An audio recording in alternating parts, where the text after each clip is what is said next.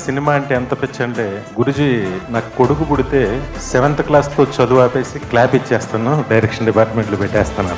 నాకు దొరికిన అత్యంత ఆప్తుడు నా స్నేహితుడు.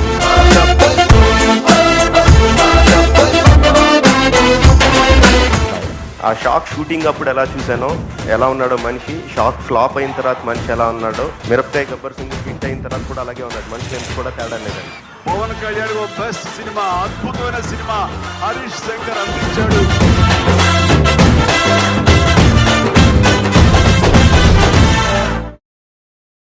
అమెరికా తెలుగు సంబరాలు ఈసారి జూలై 4, 5, 6 తేదీల్లో టాంపా వేదికగా జరగనున్నాయి. ఇది మన తెలుగు సంబరం జరుపుకుందాం కలిసి అందరం.